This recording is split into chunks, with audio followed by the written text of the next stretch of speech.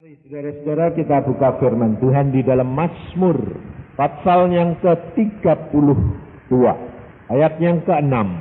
Sebab itu hendaklah setiap orang saleh berdoa kepadamu selagi engkau dapat ditemui. Sesungguhnya pada waktu banjir besar terjadi, itu tidak melandanya. Engkaulah persembunyian bagiku, terhadap kesesakan engkau menjaga aku, engkau mengelilingi aku sehingga aku luput dan bersorak. Aku hendak mengajar dan menunjukkan kepadamu jalan yang harus kau tempuh. Aku hendak memberi nasihat, mataku tertuju kepadamu. Janganlah seperti kuda atau bagal yang tidak berakal, yang kegarangannya harus dikendalikan dengan tali les dan kekang. Kalau tidak, ia tidak akan mendekati engkau. Banyak kesakitan diderita orang fasik, tetapi orang yang percaya kepada Tuhan dikelilinginya dengan kasih setia. Bersukacitalah dalam Tuhan, dan bersorak-soraklah hai orang-orang benar, bersorak-sorailah hai orang-orang jujur.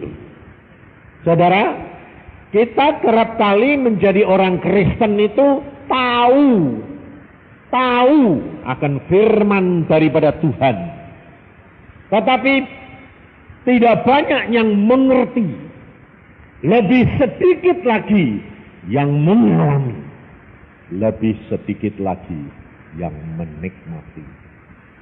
Ada beberapa tahap saudara menjadi orang Kristen. Kenapa Tuhan memimpin bangsa Israel dari Mesir sampai ke Kanaan? Coba perhatikan perjalanan ini. Ada masa perbudakan, ada masa berjalan di padang gurun, ada masa ujian pencobaan, penderitaan, tadi ada masa masuk dalam tempat peristirahatan. Ini loh saudara, tahap ini yang saudara dan saya harus masukin. Saudara tahu, tapi masuk ke dalam suatu pengertian. Setelah mengerti, belum tentu mengalami.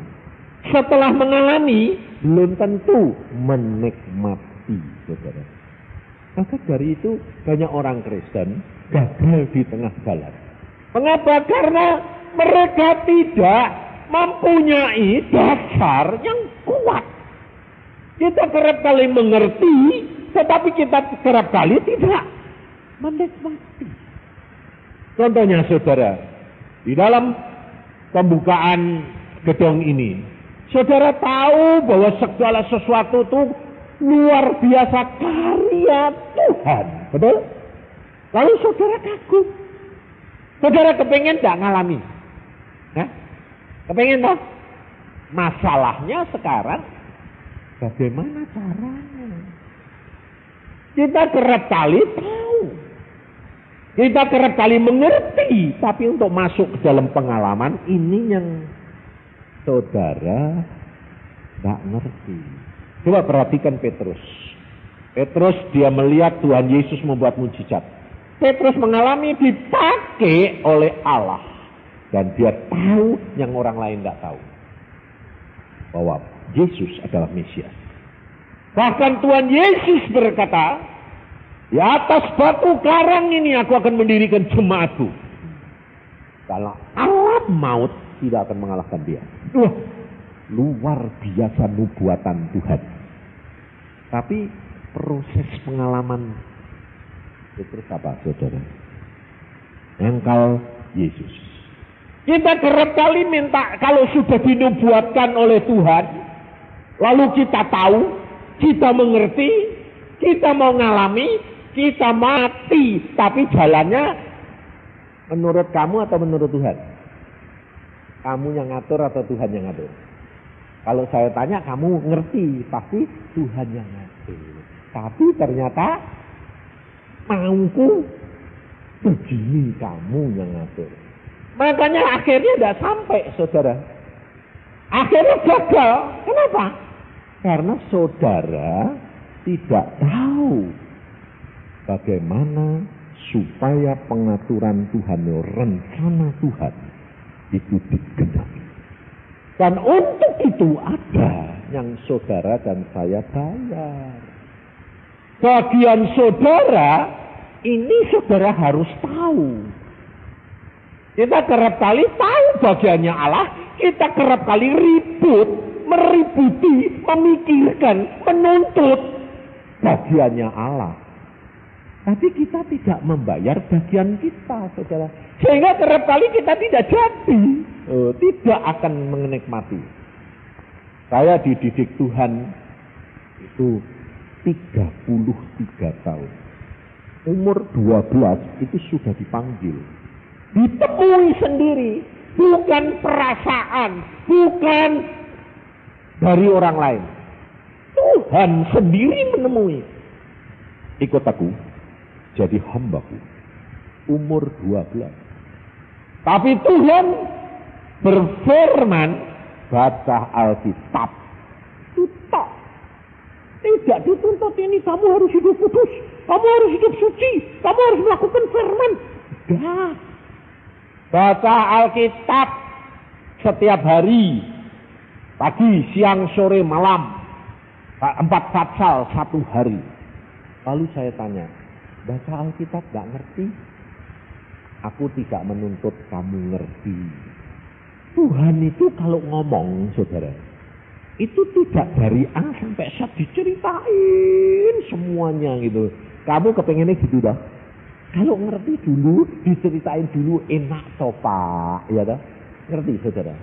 Kalau engkau dan saya diceritai Tuhan, setan tahu dah? Setan dengar dah? Hah? Dan setan akan menggagalkan. Kamu pinter mana sama setan? Aku enggak kamu. Pinter setan dah? Nah kok kamu mau tahu? Kenapa sampai saya itu kadang-kadang sampai ngomong, Tuhan, engkau sih ngomong kok sepotong. Kenapa sih? Kok ngomong tentang kompleks gitu loh. Kamu tidak ngerti, Tuhan bilang. Kalau aku ngomong komplit, setannya denger, kamu kalah. Nggak bakal bisa. Sebabnya apa? Setiap langkah dihalangi dia. Supaya firman Tuhan tidak genap. Contohnya saja, saudara ada waktu banyak. Ini umpamanya gedung ini. Pembukaan waktunya 6 bulan umpamanya. 6 bulan dikasih tahu. Nanti 6 bulan yang akan datang pembukaannya gini. Saudara saya yakin tidak bakal jadi. Kenapa? Sebab semua orang mikir yang paling baik. Tidak bakal jadi. Tidak latihan. Tapi kalau dikasih waktu mepet, dikasih kata lakukan ini, gak mikir lagi. Gak bisa. Udah jadi. Itu Tuhan. Sebab apa? Sebab setan tahu harus menggagalkan setiap rencananya Allah di dalam hidup kita. Makanya saudara perhatikan, pada waktu manusia jatuh dalam dosa, maka Tuhan sudah merencanakan Yesus akan turun. Tuhan tidak nyeritain nanti Yesus itu harus mati gini-gini, enggak. Setan pikirnya kalau Yesus itu sudah mati dia menang, justru kalah. Kalau itu Allahnya sudah cerita dulu, setannya tahu tidak bakal Yesus disalibkan, tidak pernah menang. Makanya aku bilang, udahlah, kamu dan saya itu punya Tuhan yang luar biasa, pinter luar biasa. Dia sutradara dunia. Nah, sutradara itu kan mau ngubah sewaktu-waktu bisa enggak? Hah? Bisa. Lah saudara ini pemainnya enggak?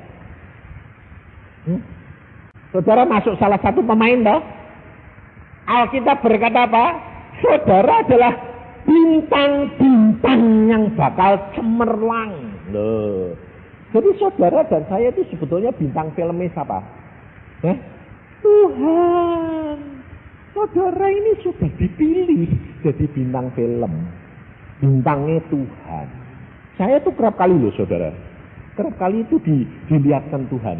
Saya kalau khotbah, setiap selesai khotbah, saya itu harus bertanggung jawab sama Tuhan. Malamnya itu mesti dikasih tahu. Yang kamu lakukan tadi apa? Loh, saya pernah khotbah di Surabaya, saudara. Gurauan. Jadi dari permulaan sampai akhir tuh orang ketawa terus. Orang seneng. Malamnya saudara tahu, saya dilihati Tuhan. Saya di panggung melawak. Lalu Tuhan bilang gini, apa yang kamu kerjakan? Kamu jadi pelawak toh? Bukan melakukan kehendakku, tapi kamu menyenangkan manusia. Sandiwara dunia, Tuhan bilang. Di dunia ini, kamu, Tuhan berkata, adalah pemain-pemain sandiwara dunia ini. Kamu adalah bintang-bintangnya Tuhan. Tuhanmu adalah sutradara. Dan yang kamu harus mainkan, batahnya itu, kalau kamu mau jadi pemain itu, batah naskahnya itu seluruhnya atau bagianmu tok. Ayo tak tanyai coba. Kalau kamu disuruh main, kamu dikasih tahu naskah seluruhnya, dikasih tahu pada. Kalau enggak, bagaimana nanti kamu muncul nih? Pas disuruh muncul, kamu belum muncul. Pas enggak disuruh muncul, kamu enggak ada. Pas muncul, kamu enggak ada. Enggak muncul, kamu muncul. Coba jadi ini apa? Atau ini kenyataan orang Kristen begitu, saudara. Sebab tidak mau membaca naskah. Coba Alkitab baca. Dari bumi diciptakan sampai nanti surga. Naskahnya di sini. Saudara dan saya adalah satu bagian. Makanya saudara mesti baca. Setelah saudara membaca secara keseluruhannya, saudara nanti menanya kepada Tuhan Roh Kudus, bagianmu apa? Kalau saudara dan saya tahu bagianmu, saudara tinggal lihat kapan muncul, kapan berhenti, kapan di mana, kapan di situ. Timingnya tepat. Itu Tuhan. Makanya dikatakan di sini, saudara, hampiri dia, sementara dia ada. Nah, katanya Tuhan itu ada di mana-mana. Tapi kenapa dikatakan di sini? Sementara dia ada. Perhatikan bangsa Israel. Bangsa Israel pada waktu dipimpin Tuhan dari Mesir ke Kanaan. Dengan tiang awan, malamnya tiang api. Tuhannya ada di tiang awan, tiang api enggak? Ada. Tapi saat-saat tertentu, hadirat kemuliaan turun, Tuhan turun. Itu yang penting, saudara. Kenapa? Korah itu melawan Musa. Padahal dia tiap hari lihat Tuhan, tiang awan dan tiang api. Karena dia tidak masuk pada waktu Tuhan hadir, dia tidak ada di tempat. Sehingga dia tidak mengalami rasa takut akan Tuhan. Bapak-bapak, sudah biasa. Tuhan ini tiap hari ada tiang awan, tiang api ada di situ. Sudah biasa. Demikian juga orang Kristen. Orang Kristen kalau sudah mengenal Tuhan, rasa hadirat Tuhan ada, sudah tak terasa lagi, sudah biasa. Harus meningkat, saudara. Kehidupan kekristenan tidak boleh berhenti. Saya dulunya pikir kalau saya baca Alkitab sudah 10 kali, 20 kali berhenti. Sudah pikir sudah cukup. Tuhan bilang, enggak. Jalani terus, dalami terus, sampai kamu tahu, mengerti, mengalami. Setelah itu kamu menikmati. Itu betul, saudara. Wah, firman Tuhan luar biasa. Benar-benar saya sekarang ini menikmati. Masuk di dalam menikmati. Sebab apa? Sebab semua yang dijanjikan Alkitab saya alami. Waktu saya mulai membaca Alkitab, lalu semua sudah berkata begitu, lalu saya bilang sama Tuhan begini. Tuhan, aku mau mengalami seluruh isi Alkitab. Lalu Tuhan berkata, baik, alami.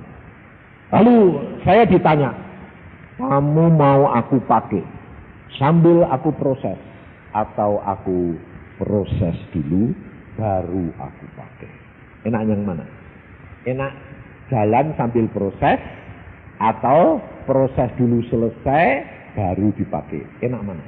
Itu ada konsekuensinya, saudara.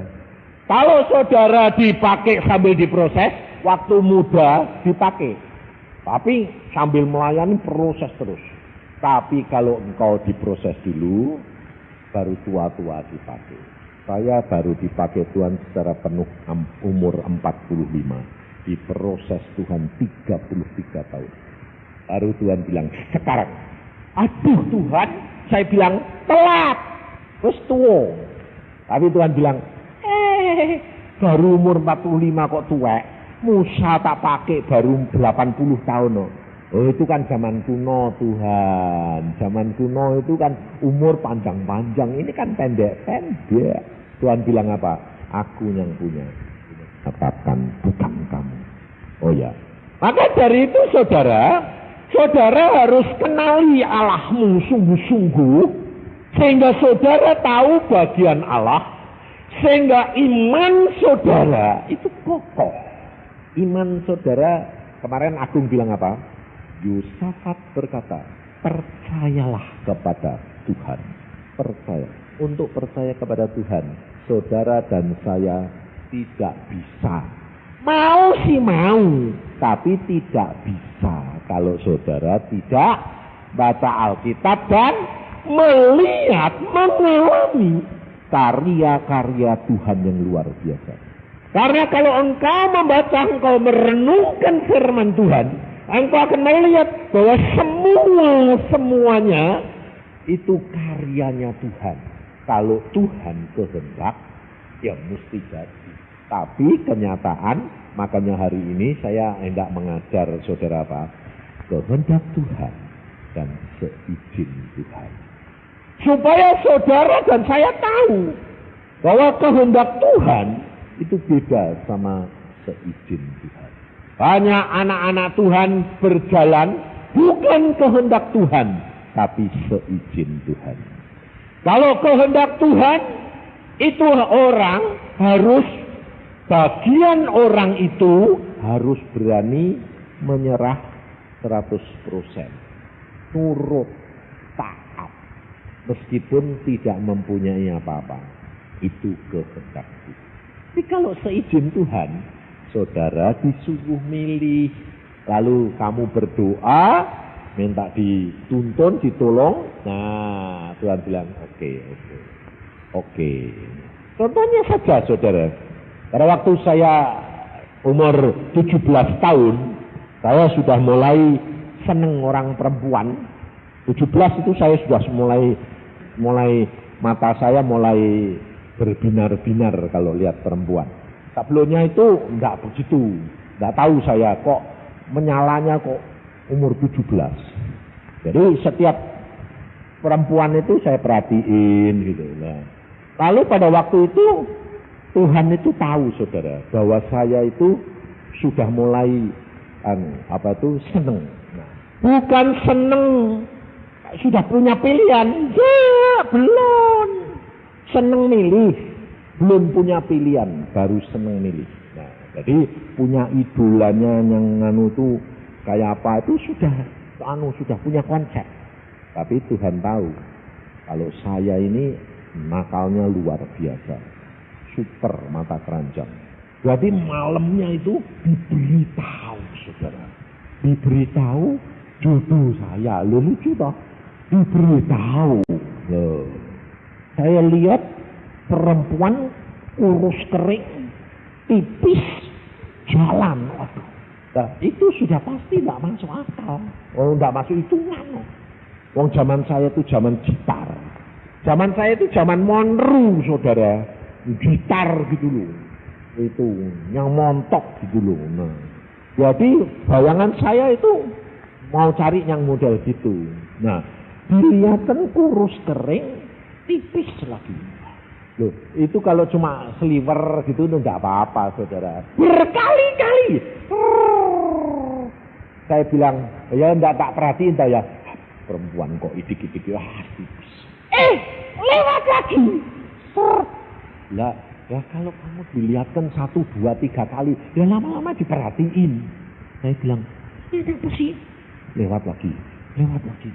Waduh, yang saya perhatikan itu cuma apa? Yang paling menarik jalannya. Karena jalannya itu spesifik. Jentit kayak kuda. Jadi tak pikir-pikir, kok ada sih? Aku bangun sembayang saya, Tuhan, itu kok lucu sih? Nunjuki perempuan kok model kayak gitu. Wes tipis melakukan jentit lagi, aku bilang gitu. Itu sopo? Aku bilang itu siapa sih Tuhan?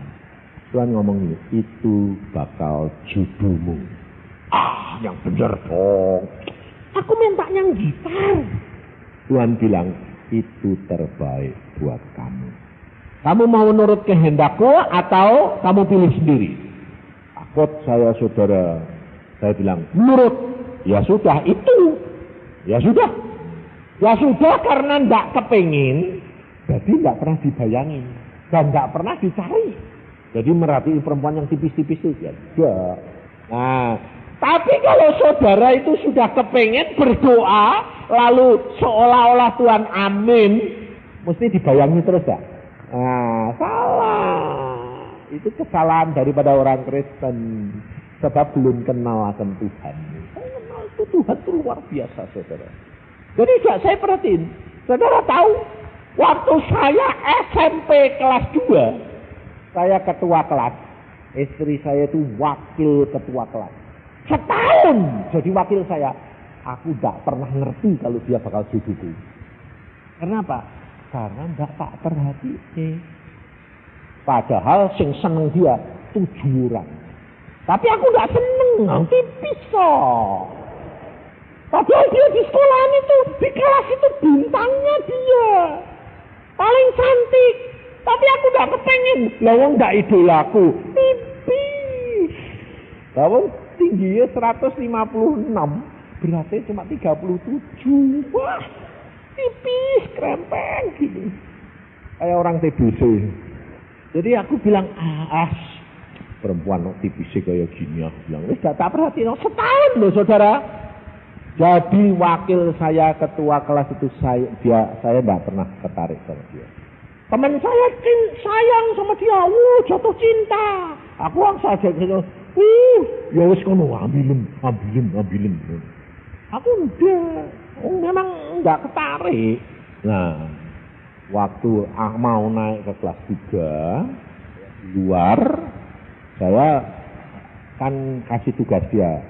Pokoknya papan tulis sama kapur mesti siap tugas kamu. Nah, dia lupa bawa loh, lupa ngambil, jamnya sudah mau bel. Jadi dia lari dari kelas, jalannya, ya. Waktu dia jalan persis di depan saya, persis mimpiku. Nah, saya bilang, hah? Wah, baru kaget. Itu Tuhan. Itu Tuhan ngomong apa enggak? Hah? Ngomong, saudara.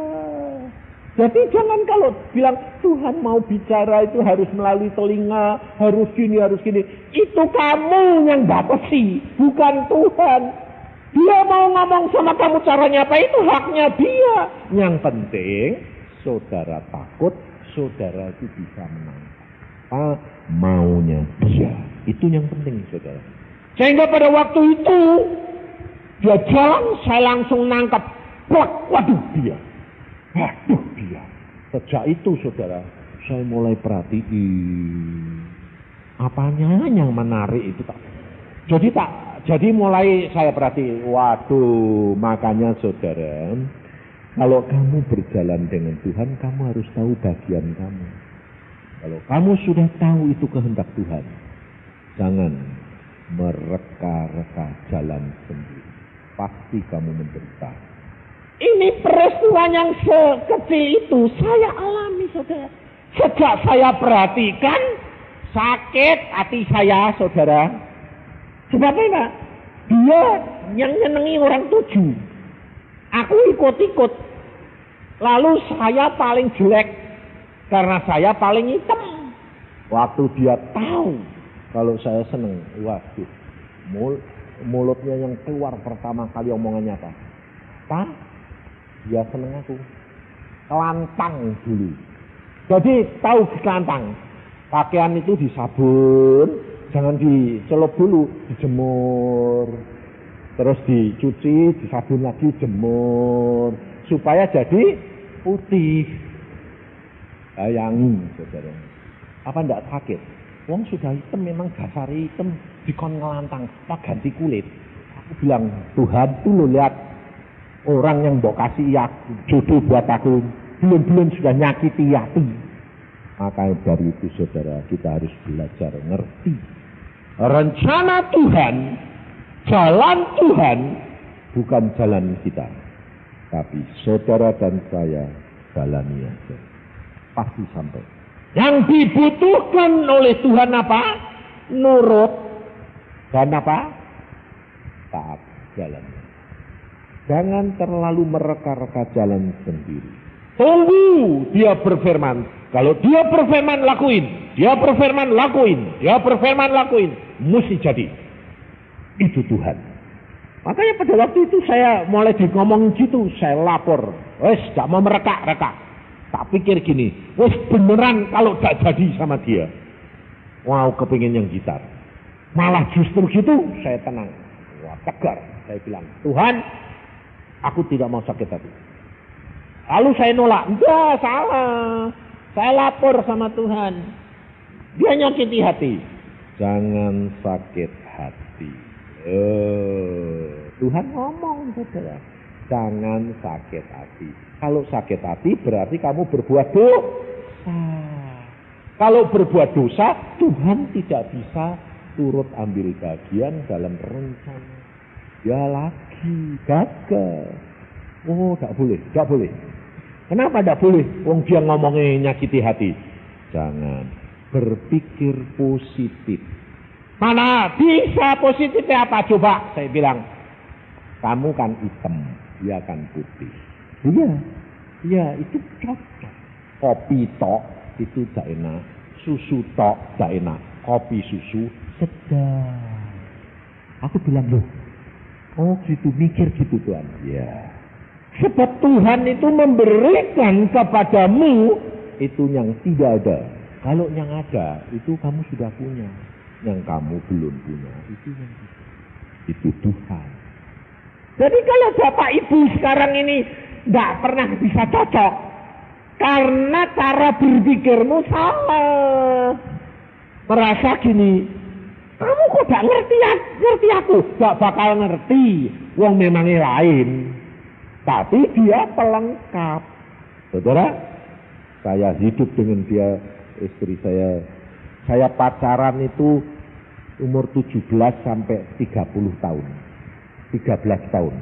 Terus umur 30 saya kawin, sekarang umur saya sudah 64. 34 tahun saya sudah kawin. Pasaran 17 tahun. 13 tahun. Jadi 50 tahun kurang berapa? Kurang cuma 3 tahun. Tapi hidup kita luar biasa. Luar biasa. Dan semua rencana Tuhan digenapi. Dan apa yang saya suka digenapi. Nah itu yang luar biasa. Saya dulu kepengen gitar, ini dapetnya tipis krempeng. Saya terima. Setelah kawin, mulai mekar. Mulai mekar. Waktu mulai mekar, saya bilang, loh kok bisa gendut? Kok lumayan? Bukan tipis lagi, mulai isi. Wah bener, setelah anaknya keluar 3, gitar. Nah, jadi tidak sayang, tapi tambah sayang. Kepingin dulu gitar, jadi dapat. Malah anak 3 malah gitar. Tambah lama, saya diubah. Karena saya dulu orangnya keras, diktator, mau menangan sendiri. Lalu hidup dengan Tuhan, lalu berbuah. Firman ini menjadi buah, mengubah watak perangai saya, dirubah. Jadi sabar, jadi tidak menang-menangan. Jadi mau mengerti, jadi melengkapi, jadi tanya. Saya dulu saudara tanya istri saya, kalau saya mau apa-apa tidak pernah saya tanya. Kalau saya nyopir, kalau dia bilang yang pelan-pelan malah ngebut. Tapi dia punya cara sendiri sekarang, dididik Tuhan diberi. Dia bilang yang pelan, aku takut, nggak mau ngomong lagi. Sebab dia kalau bilang yang pelan, aku takut, malah saya ngebut. Sebab dulu sudah kebiasaan. Dulu enggak pakai mobil, pakai motor. Jadi dia takut kan nyekeli tambah kenceng. Nah. Jadi waktu pacaran itu dia bilang, jangan cepet-cepet aku takut. Ya malah beneran tuh ya. Tak cepetnya supaya nyekeli tambah kenceng loh. Jadi kebiasaan enggak sadar, saudara. Jadi naik mobil bilang, aku takut, malah kenceng. Tapi belakangan dia bilang, yang pusing. Mumet aku mau muntah. Waduh, kayak muntah gak mobil kan repot. Ya wes lah. Kenapa sih kok kamu ini gak bisa ngimbangi? Oh ya. Betul? Wah, karena saya dirubah, dia sekarang hatinya sudah banyak sukacita, seneng tidur enak, mongkok maktar terus. Jadi dapetnya gitar bass. Tapi saya tidak pernah merasa gini, kamu mau kurus? Enggak, saudara. Memang benar-benar saya bisa menikmati. Saya bilang, enggak apa-apa, yang penting sehat. Kalau kamu gemuk, sakit-sakitan, salah. Gemuk, sehat, enggak apa-apa. Saya menikmati, benar-benar hidup Tuhan luar biasa. Itu hanya perkara yang kecil, saudara. Itu baru permulaan. Maka dari itu saudara dan saya ada bagian yang engkau dan saya harus bayar. Saudara tidak usah terlalu banyak memikirkan maunya Tuhan ini apa-apa. Tidak usah. Saudara percaya enggak kalau hidupmu ini ada di dalam tangan Tuhan? Amin. Sudah ditulis belum? Di surga itu ada buku, namanya buku kehidupan. Dan buku kehidupan itu tidak cuma ditulis namamu tercatat di sana. Enggak, saudara. Di sana itu ada namamu dan di situ ada riwayat hidupmu dan apa yang kamu akan alami sampai kamu nanti pulang ke surga. Jatahmu apa itu sudah ditulis semuanya. Sebab pada waktu tante saya mau mati, tante saya mau meninggal, saya pada waktu itu masih muda, om saya, adik daripada tante saya ini, dia bilang gini, saya paling senang sama dia karena apa? Dia bergaul erat dengan Tuhan. Lalu dia berdoa, Tuhan buka kitab hayat. Dia lihat sendiri, dia ngomong sama saya, kitab hayat itu besar, dibuka sama Tuhan Yesus. Lalu dicari, oh namanya tercatat di sini, umurnya bakal berapa tahun, meninggalnya tanggal berapa, itu sudah dicatat semua. Dan pengalamannya apa, itu tertulis, saudara. Nah, di situ pada waktu dia berdoa, Tuhan, apakah kakakku ini sudah waktunya? Lalu Tuhan Yesus berkata, memang betul, sudah tertulis di sini, harusnya pulang mati. Tetapi di bawah ditulis oleh Bapa, umurnya ditambah 15 tahun. Rubah. Jadi saudara tahu? Bisa berubah enggak? Hah? Bisa. Bisa dihapus enggak namamu? Bisa. Hati-hati. Jangan bilang aku sudah bertobat, aku sudah tertulis di dalam kitab Al-Hayat. Tidak mungkin dibuang. Siapa bilang? Ada ayatnya berkata, jangan sampai aku hapus, kata Bapak kepada Musa pada waktu dia berkata. Musa berkata apa? Tuhan, jikalau engkau tidak mengampuni bangsa Israel, umatmu, hapus namaku dari kitab hayat. Tuhan berkata apa? Yang aku hapus, bukan kamu, mereka. Dari itu saudara, hati-hati. Di situ tertulis semuanya. Makanya saudara dan saya itu cepat bertobat kalau salah. Kenapa? Karena kalau kamu bertobat, dihapus segala dosamu itu tertulis di situ, dihapus sama darah Yesus. Ada seorang hamba Tuhan, pada waktu dia dibawa ke surga, dia dibawa ke tempat kitab-kitab riwayat hidup anak-anak hamba-hamba Tuhan, anak-anak Tuhan. Nah, dia masuk sana sama malaikat Jibril. Jibril itu malaikat yang ngurusin pendidikan maupun perpustakaan. Nah, ya di sana dia berkata begini, kamu ini buku ini hidup anak-anak Tuhan. Semua tercatat ya. Selama hidup di dalam dunia tercatat ya. Nah, lalu dia bilang, aku mau lihat bukunya Abraham. Oh ya, diambilkan. Lalu dibuka sama dia. Loh, di Alkitab ditulis Abraham itu pernah bohong, gak mau ngakui istrinya sebagai istrinya karena dia takut dibunuh. Lalu dicari sama dia, Abraham, loh kok gak ditulis? Malaikat Gabriel berkata gini, oh dia sudah bertobat. Abraham dalam Alkitab menjadi contoh buat anak-anaknya. Supaya hidup dengan Tuhan itu belajar dari tokoh-tokoh Alkitab. Jangan bohong, jangan nipu, jangan takut, dan jangan khawatir. Karena Allahmu tetapkan langkah-langkah. Sebab Tuhan yang memelihara. Coba perhatikan saudara Abraham. Pada waktu Sarah diambil oleh salah raja. Karena cantiknya loh, saudara coba perhatiin. Sarah itu pada waktu diambil sama raja, itu umurnya berapa? 70 tahun. Belum punya anak. Punya anaknya umur berapa? 90 tahun. Bayangin saudara. Orang umur 70 tahun kok masih cantik itu, kalau enggak, Tuhan enggak mungkin. Enggak kerepot, enggak kempok. Tapi pada waktu diambil raja, rajanya tidak berani menjamah Sarai.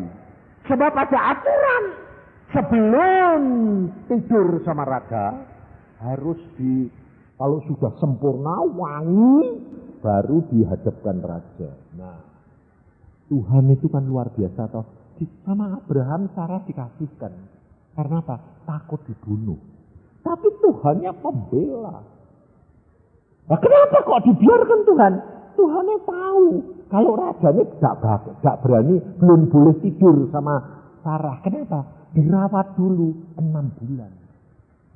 Oh, jadi Sarah itu tiap hari dirawat, dikasih makan, jamu, minum, supaya tambah hebat, tambah menarik ya toh. Sudah 6 bulan, waktunya mau menghadap raja, Allahnya ngomong sama raja nih. Kamu kalau berani ngambil itu, mati kamu. Digituin, loh kenapa aku kan gak salah? Itu nabi loh. Loh, balikin.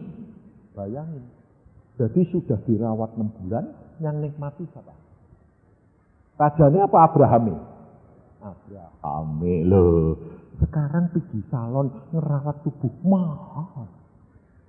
Itu 6 bulan gak bayar. Loh, perawatan raja itu spesial loh saudara. Lihat saudara. Kalau engkau hidup sama saya seperti Bapak Abraham, orang percaya. Abraham disuruh keluar, gak tanya, kemana Tuhan? Keluar. Tuhan tidak pernah berkata apa? Pergi Kanaan, enggak. Keluar. Kemana Tuhan? Jalan aja. Jalan aja. Tidak kayak orang gila. Saya ngalami saudara. Abraham diminta Iska. Loh, coba orang gila. Tuhan berkata, kamu akan punya anak laki-laki. Nah, sudah umur 12 tahun.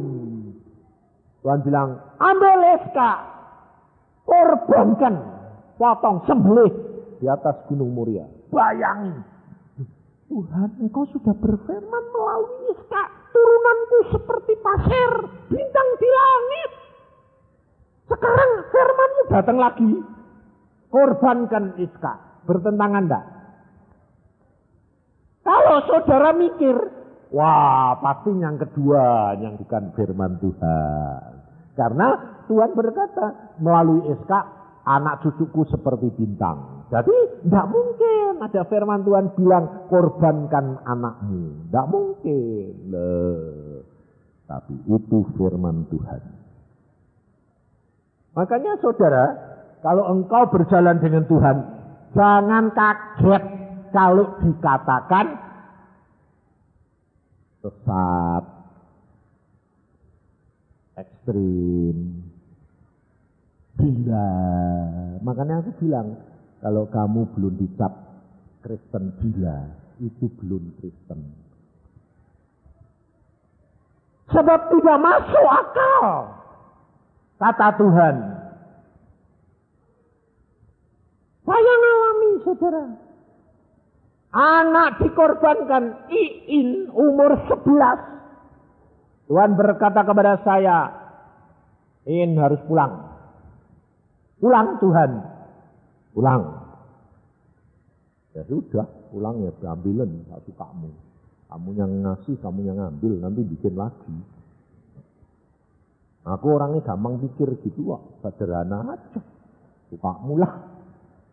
Saudara, dokter berkata, anak ini tidak mungkin hidup. Kalau hidup, cacat.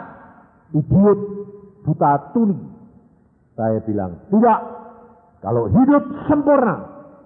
Kalau tidak, pulang. Itu kata firman Tuhan. Tak mungkin. Ini sudah kena otaknya. Tak mungkin. Sekarang aja kamu lihat. Sudah buta, sudah tuli. Sebentar lagi gila. Saya bilang, benar menurut kamu, dokter. Tapi menurut Tuhan, tidak. Nah, terus caranya bagaimana? Tidak tahu. Malah gitu Tuhan ngomong sama saya, stop semua obat. Hah? Stop Tuhan, stop. Lu malah obatnya suruhnya stop. Malah cepat mati yo. Ya sudah, stop. Benar mau mati. Nah, justru saatnya mati, itulah penentuan. Saudara itu takut kok, takut mati yo. Nah, jadi tidak selesai. Makanya Alkitab berkata, setia sampai mati. Tidak ada saudara, setia. Sebelum mati tak tulungi, tidak ada. Maka pada waktu itu, saya pulang dari kantor. Di kantor saya tuh dengar suara terus.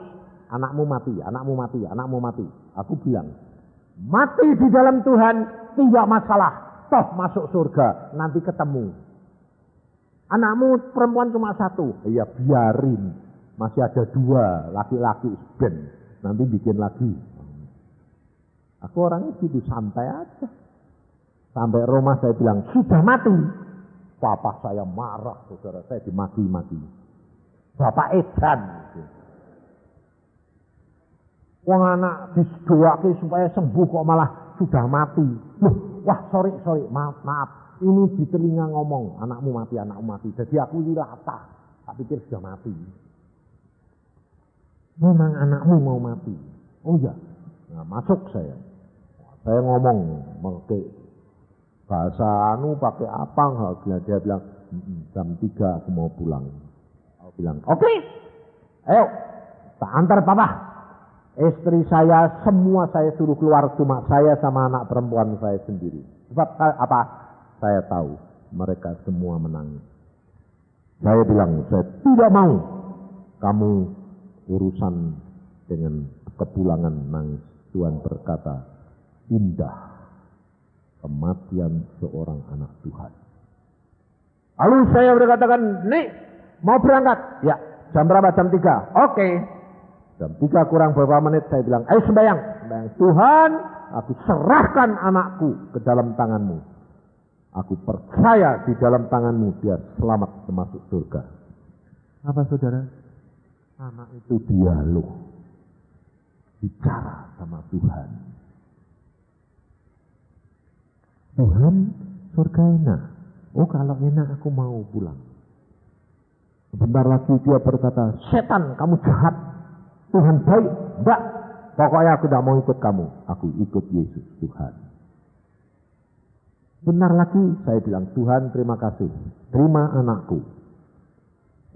Dia ngomong malah gini, oh balik Tuhan, kalau engkau suruh balik ya aku balik. Ngomong gitu, saya doanya bagaimana? Tuhan, kalau engkau suruh anakku balik, aku minta jaminanmu. Kalau engkau tidak jamin, jangan suruh balik. Sebab aku tahu kalau pulang sekarang pasti masuk surga. Tapi kalau engkau jamin, dia hidup, engkau tolong lihat hidupnya. Sampai akhir dia menjadi apa dan rencanamu tergenapkan dalam hidup dia. Terima. Tuhan berkata, aku bina rencana dalam hidup anakmu. Kembali. Bangkit. Bangkit apa terus? Saudara kepingin ini kalau Tuhan berkata sembuh, gitu langsung kespleng gitu dah. Tidak saudara. Cuma tidur. Tidur pulas sekali. Lalu saya keluar, saya bilang, tidak jadi pulang. Ya sembuh. Nah bagaimana? Tidur sekarang, biarin. Dari jam 3 sore sampai jam 2 malam. Tidur terus. Lalu jam 11 Tuhan ngomong sama saya, sama satu keluarga semua, sama papa mama. Doa sampai jam 2. Nah, jam 11 sampai jam 2, berapa jam? 3 jam saudara. Kalau Tuhan berkata berdoa, itu doa. Tapi saudara bilang, coba kalau saudara kasih tahu, 3 jam. Hah? 3 jam? Kok lama? Tapi kalau Tuhan berkata doa. Kapan Tuhan jawab? Itu haknya dia. Saudara tinggal duduk saja. Kalau dia diam ya kamu diam. Nyembah, mengucap syukur. Tunggu aja. Dan Tuhan sudah berkata, tunggu Tuhanmu sampai dia. Dan Tuhan ngomong sama saya. Lihat, mata saya dibuka. Loh, ada setan 2 kera di dada dia. Loh, kok ada kera? Aku bilang, loh, ada setan nih. Dalam nama Tuhan Yesus, keluar. Keluar dia. Nempel ke punggungnya istri saya. Istri saya bilang, ini di sini. Dia bilang, sendi saya yang ditempelin. Dia bilang, usir. Aku minum, tak usir lagi. Masuk ke kamar sebelah. Nah, perhatiin saudara. Setan itu kalau kamu usir, jangan kamu kira dia sudah pergi. Belum tentu, dia kepengen di sekitar. Maka dari itu saudara itu harus langkah demi langkah bersama jalan dengan Tuhan. Jangan terlalu banyak mikir. Waktu saya tanya, kamu dari mana? Dari Linggarjati. Hah? Linggarjati? Cirebon? Iya. Kenapa kamu masuk? Anakmu berenang di sana, dia capek. Dan aku masuk. Terus dia keluar, Iin bangun. Melek, matane sembuh, ndak buta. Dia bilang, loh, Pak, Mama, engkong mak, kok kumpul semua di sini? Ngapain? Kamu sakit. Aku lapar, Pak, minta makan. Makan bubur dulu, sebab kamu sudah berapa setengah bulan tidak makan. Badanmu sudah bengkak semua. Kamu buta, kamu tuli. Tidak, aku dengar kok, jelas. Saudara tahu, sembuh sempurna anugerah Allah. Bukan kita. Tuhan sudah mengatur segala sesuatu. Saudara tidak perlu takut dan khawatir. Kalau tahun ini Tuhan sudah berkata, ini loh pola, ini loh yang sudah disediakan oleh Tuhan untuk kamu dan saya. Bagianmu apa? Kamu dan saya. Duduk diam, berjalan saja. Kerjakan pekerjaanmu seperti biasa, tapi jaga sikap hati. Hatimu yang penting. Jaga sikap hati. Takut akan Tuhan. Ingat bahwa tahun ini engkau dan saya sudah diberikan pola apa yang akan terjadi di Indonesia dan dunia ini. Indonesia tidak akan menentu. Sekarang saja sudah mulai ribut lagi toh. Sudah ada bom, sudah ada segala macam. Demonstrasi sudah mulai lagi. Nanti bertambah. Saudara tidak perlu takut dan khawatir. Tenang aja. Polanya sudah diberi. Tinggal nanti Tuhan ngomong, jalanin. Kalau Tuhan tidak ngomong, jalan aja. Jangan takut. Engkau dan saya pasti diberitahukan apa yang akan terjadi.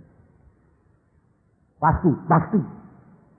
Saya kerap kali berkata kepada anak-anak saya, gak usah takut, santai aja.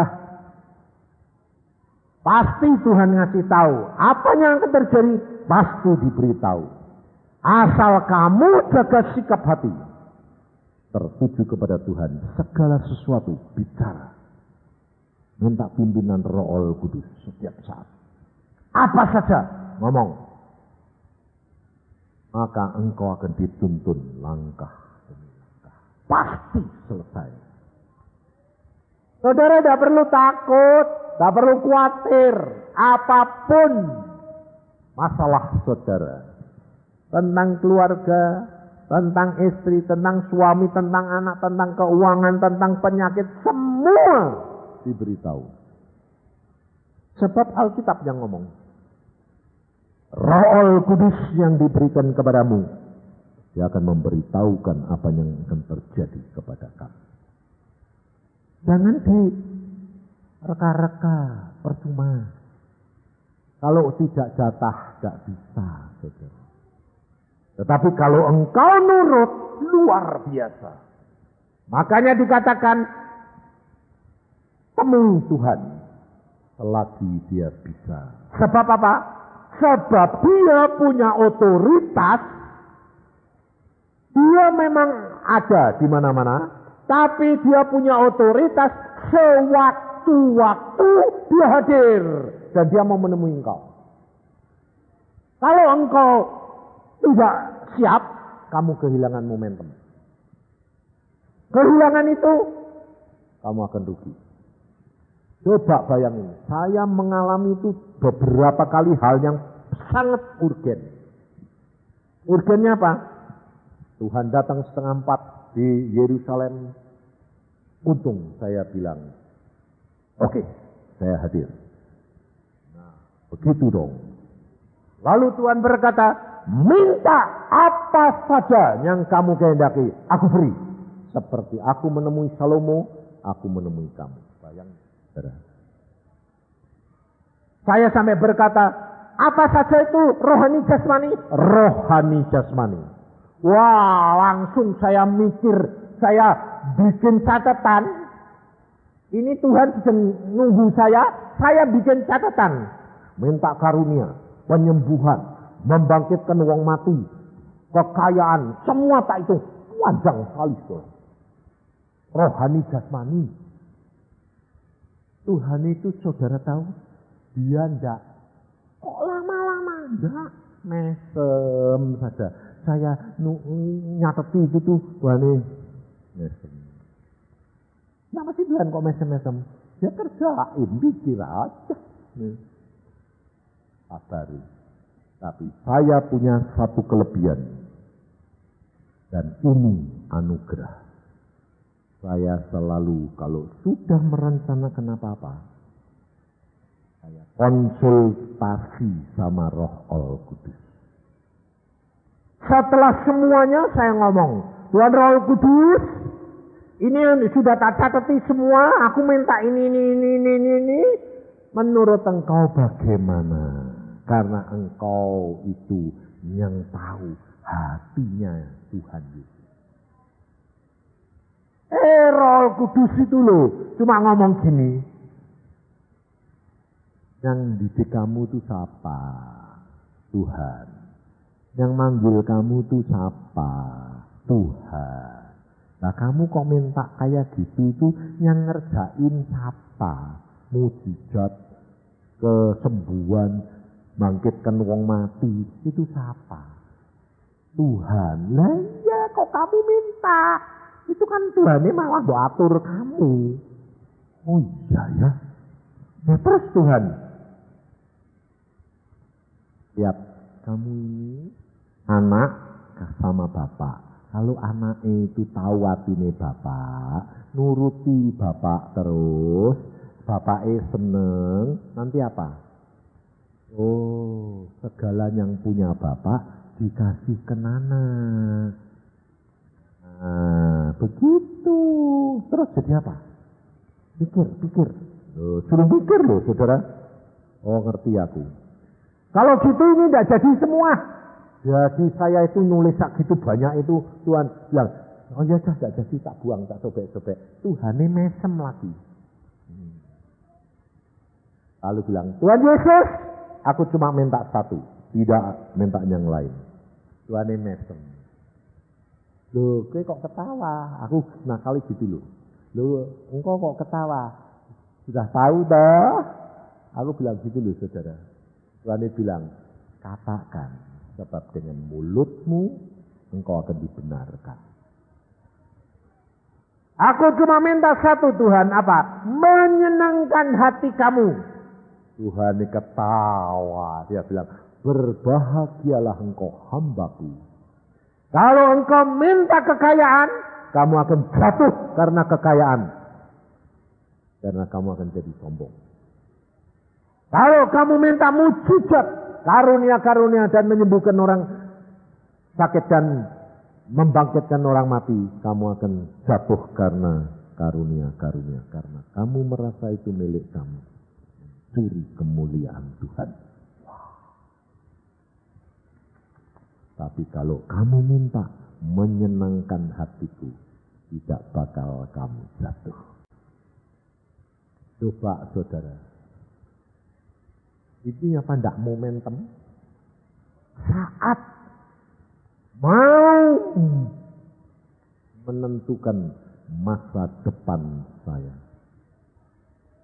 Hanya ditetapkan dalam waktu sekejap. Dan pada waktu saya minta satu saja menyenangkan hatimu. Tuhan berkata, berbahagialah engkau hambaku.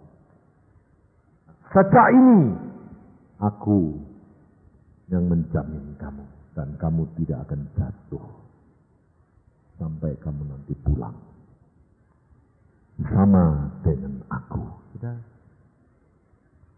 Maka dari itu saudara, yang menetapkan langkahmu sepanjang masa depanmu bukan kebaikanmu, bukan perbuatanmu, bukan kesalehanmu, tetapi saat kamu bertemu dengan Tuhan, saat kamu dikunjungi oleh Dia, apa yang kamu lakukan?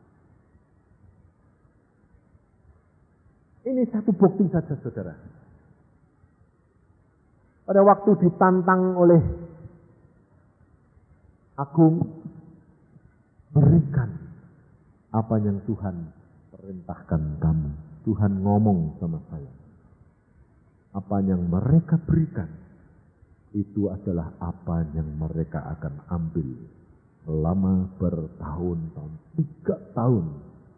Tuhan berkata, karena seperti buah sulung tahun Jobel, maka tahun istirahat dia akan tetap terpelihara. Setahun kemudian hasil itu tidak akan habis. Sampai nanti yang baru tumbuhlah.